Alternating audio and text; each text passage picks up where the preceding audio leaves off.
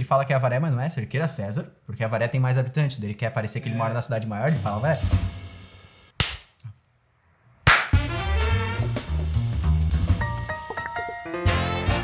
Fala, Dev, beleza? Primeiro episódio da segunda temporada do PR aqui no YouTube e como você já pode ver, nosso quadro tá com cara nova porque a gente tá dando início a mais uma jornada épica de vários episódios de perguntas e respostas aqui dentro. E pra quem não viu, pra quem não segue a gente ou pra quem segue também, viu que a gente postou lá no Instagram uma pergunta dentro dos nossos stories, perguntando, na verdade, sobre qualquer dúvida que vocês tenham sobre carreira, e a gente recebeu vários feedbacks, fez um compilado e tentou trazer tudo para esse PR, e também não só para esse, a gente vai também distribuir em alguns próximos PRs, então se tua pergunta não apareceu aqui, quem sabe numa próxima. Toda semana, na quinta-feira, vai estar eu e o Léo aqui. Fala oi. Oi. Trazendo mais um episódio com várias perguntas legais que vocês enviam pra gente nos comentários do YouTube, através do Twitter, através do Instagram. Então continua mandando que logo logo sua pergunta vai estar aqui dentro.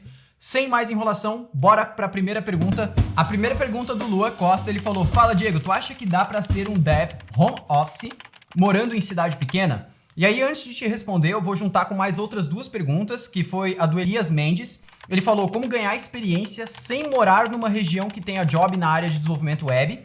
E o André mandou: na minha cidade não tem emprego nessa área e meu emprego, sou dev, paga mal. O que eu faço? O que eu posso entender mais ou menos, na verdade, do que a gente selecionou é que vocês três moram em cidade pequena e eu também moro em cidade pequena. Na verdade, eu moro em Rio do Sul, a cidade bem do interior de Santa Catarina. Não é bem do interior, mas é do interior de Santa Catarina. Mas, para responder essa pergunta, na verdade, eu vou usar um case do nosso Tech Lead, hoje, que é o João Paulo. Ele morava em Cerqueira César, se eu não me engano, que ele fala que é Avaré, mas não é Cerqueira César, porque Avaré tem mais habitantes, daí ele quer parecer que ele mora na cidade maior, ele fala, velho, Cerqueira César, que tem 13 mil habitantes. Hoje ele é Tech Lead aqui dentro da Rocket, principalmente por causa do trabalho home office, que a gente consegue fazer o trabalho remoto. Então, juntando a resposta que eu posso dar para essas três perguntas, tente começar a montar um portfólio online. E esse portfólio online, geralmente, ele é GitHub e LinkedIn. Não precisa montar aquele site cheio de animação, experiência em JavaScript, 90%, CSS, 70%. Não precisa disso, tá? E ninguém praticamente vai olhar isso na hora de recrutar. Geralmente, o que é mais levado em conta é GitHub e LinkedIn para conseguir ter uma busca mais orgânica. E alimenta lá com todos os teus projetos, tudo que tu estuda, tudo que tu aprende de novo, coloca lá dentro. E tenho certeza que tem muita coisa que você aprende que você não coloca no GitHub. Às vezes cria um projetinho, depois deleta, aprendeu uma coisa nova e às vezes não botou nada lá dentro. E essa questão da cidade não ter emprego é uma coisa que eu sofri muito no começo. Então, quando eu trabalhava só para empresas físicas, né? Eu tava mais ou menos com 4, 5 anos de programação. As únicas vagas que tinham aqui na região era para trabalhar com PHP, agência digital, trabalhando com WordPress, Magento, essas coisas assim de CMS. E aí eu tentei não me contentar com isso e procurar oportunidades fora. Então foi mais ou menos nesse momento que eu comecei a me candidatar para vagas remotas e deu certo, na verdade. Deu mais certo do que eu achava que ia dar. No começo eu achava que simplesmente esse negócio de trabalho remoto era uma utopia e que era só pessoas falando que existia e que dava certo e para mim nunca ia dar. E deu certo. Então, assim, para as três perguntas, trabalho remoto. Então, assim, com certeza essa é a solução pra gente hoje, ainda mais vivendo no período que a gente tá. Muitas empresas vão largar totalmente ou largar uma boa parte do trabalho físico para apostar cada vez no trabalho remoto. Tem até, por exemplo, o Twitter, que falou que mesmo após toda essa pandemia que está acontecendo, eles não voltam mais a trabalhar fisicamente. Vai continuar todo mundo da parte de desenvolvimento trabalhando remoto. Então, tá cheio de oportunidade legal. E agora que a gente já falou sobre a parte de trabalho remoto, essa parte de cidade pequena, como lidar com isso e tudo mais, a gente vai falar um pouquinho sobre portfólio agora, na verdade. As duas primeiras perguntas, que foi a do Luiz Duardo e do Alan Sick, deve ser Siqueira, não sei, só tem um arroba aqui, elas têm relação com design também. Por isso que eu vou também pedir uma contribuição do nosso designer, Thiago, para ele fazer um vídeo assíncrono aí, respondendo também essas dúvidas comigo, mas eu vou dar a minha visão de programador. Então, a primeira pergunta do Luiz é o seguinte, ele falou: vou focar no design por enquanto. Acho uma boa conciliar design com programação? Tô no JavaScript hoje. Então ele tá focando no design, mas pelo que eu entendi, ele já entende JavaScript. Beleza. O Alan fala: vale a pena tentar unir a experiência em design ao buscar emprego de desenvolvedor ou é melhor focar? Então, para as duas perguntas de vocês, o que eu posso responder pela minha visão de programador é que a minha facilidade com design, ela me ajudou muito, principalmente a trabalhar com o front-end. Então, o que acontece? Quando você trabalha numa empresa que nem sempre ela tem um designer dedicado para prototipação, para criação de interface, que você mesmo vai ter que às vezes utilizar uma biblioteca de interface ou criar alguma coisa do zero, se você tiver o mínimo de noção de design, isso vai te ajudar muito. E vocês, como já são designers ou estão focando nisso, a hora que vocês forem migrar essa experiência para um trabalho de desenvolvedor, isso vai ajudar muito mesmo, né? A gente tem 2 casos aqui dentro do próprio cenário da Rocket, que é o Luiz Bataneiro e o Luke Morales. Os 2 eram designers e vieram para a área de programação, e hoje eles dominam a parte front-end ali do Skylab e tudo mais, porque o Thiago, que é o nosso designer, ele tem segurança para construir as coisas, passar para eles, e ele sabe que isso vai conseguir ser aplicado da melhor maneira possível. Porque quando o programador entende do design, ele sabe o que o designer quis representar naquela tela, consegue pensar nas animações, consegue pensar na usabilidade. Até teve uma discussão legal que a gente teve há um tempinho atrás aqui dentro da Rocket sobre UX, né? Hoje a gente tem um profissional focado em UX aqui dentro, que é o Tainan, mas se tu for parar para pensar, UX é algo que não é algo que vem só lá no design.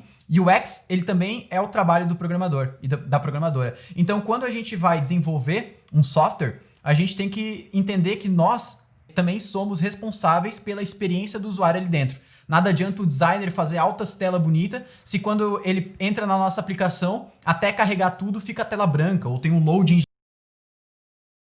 gigante no meio da tela. Isso não é a experiência do usuário. Então a gente tem que cuidar com isso também. As minhas respostas para essas 2 perguntas, elas foram totalmente baseadas no meu background de programação e o que eu vi ao longo de toda a minha carreira. Mas é bom também ter a visão de um designer, para eu também não ficar falando coisa por ele. Então, Thiago, manda aí as tuas respostas para essa pergunta aí, para quem sabe a gente vê se bate aí. Fala galera, beleza? Thiago aqui. Concordo 100% com o que o Diego falou, muito bom ponto de vista dele. É muito bom, sim, um programador entender de design, porque ele pode realmente auxiliar na construção dos produtos, das interfaces, beleza?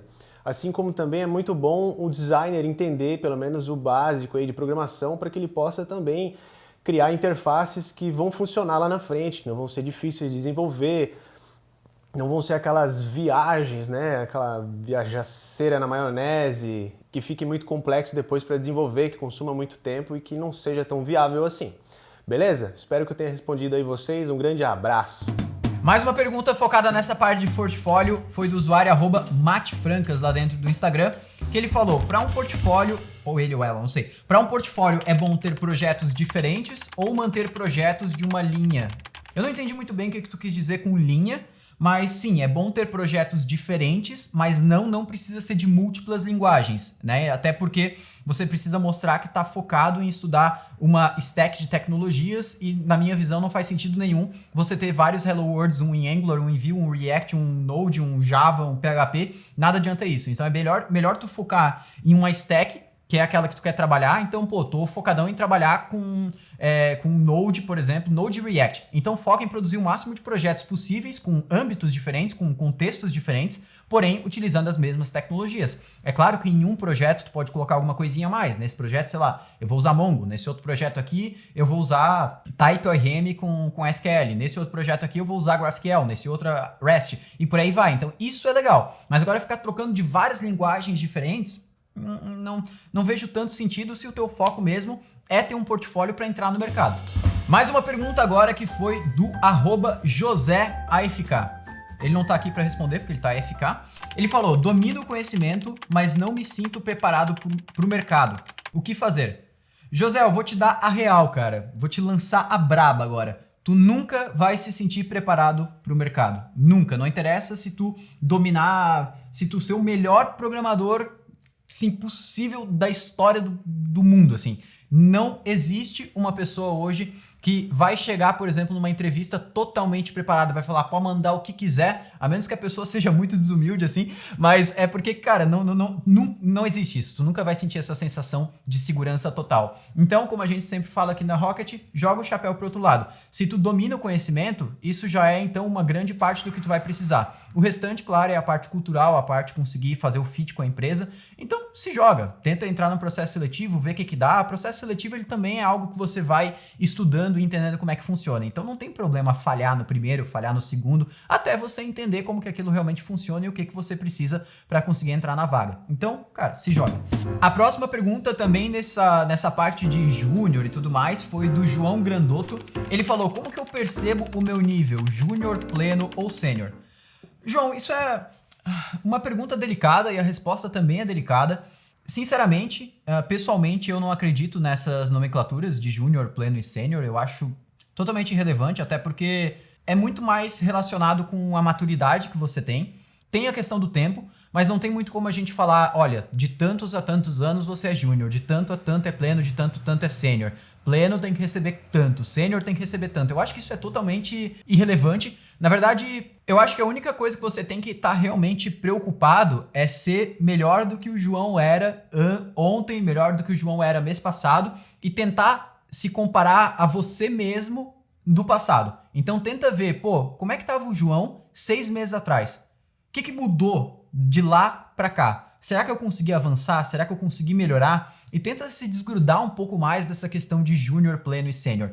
Particularmente, se eu tivesse, por exemplo, procurando vagas, eu não ia olhar se estava escrito sênior, pleno e júnior, nem nada disso. Eu ia olhar realmente o que eu estava buscando nas vagas, se os requisitos e se as recompensas seriam adequadas para aquilo que eu estava procurando, e a nomenclatura, tô nem aí. Eu quero realmente entrar para trabalhar num lugar que eu me sentiria feliz trabalhando, né? Que estaria adequado às minhas expectativas, com as minhas necessidades e com os meus conhecimentos. E o resto, a nomenclatura, para mim, não faz sentido nenhum.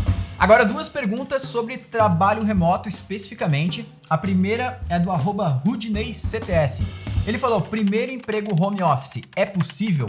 Mesmo alguém com um pouco de insegurança como eu? Sim, ainda mais no momento que a gente está, é totalmente possível. Porém, talvez, se a gente não estivesse vivendo o momento que está vivendo, eu talvez recomendaria você começar com, se possível, claro. Eu acho que não tem necessidade de excluir o home office. Se aparecer a oportunidade, ótimo. Vai lá, agarra e começa. Mas talvez uma oportunidade física, ela seja boa para você em algum momento da sua carreira, para conseguir desenvolver o restante das soft skills que talvez remotamente você não consiga desenvolver. Principalmente comunicação, lidar com outras pessoas, trabalhar em time, que geralmente fisicamente isso é muito mais denso, muito mais são habilidades mais complexas de serem desenvolvidas e você aprende mais. Mas eu acho que não tem problema nenhum você começar com home office pela parte técnica. Eu acho que isso vai te dar muito conhecimento e vai te ajudar bastante. Para finalizar agora o PR, essa primeira edição que tá épica. Tô gostando demais de responder essas perguntas. A gente tem a pergunta da Laura Z. Souza. Ela falou: como começar a programar sem saber absolutamente nada sobre o assunto? E esse vídeo vai estar saindo no dia 16. Dia 16, as inscrições já estão abertas para o próximo NLW, que é o evento, né, o Next Level Week da Rocket City. E lá a gente tem uma trilha para quem está começando do zero em programação e não sabe nada, com o mestre Mike Brito. Então eu recomendo muito você se inscrever nesse evento. Se por um acaso você está vendo esse vídeo numa data que o NLW não está com inscrições abertas, a gente provavelmente está com cursos gratuitos dentro do nosso site para aprender programação. Talvez foi um spoiler? Não sei, talvez. É isso aí, galera. Esse foi o primeiro episódio da segunda temporada do PR. Já me diz aí nos comentários se você gostou das perguntas que a gente abordou aqui nesse tema, se você gostou do novo cenário, que também tá show de bola.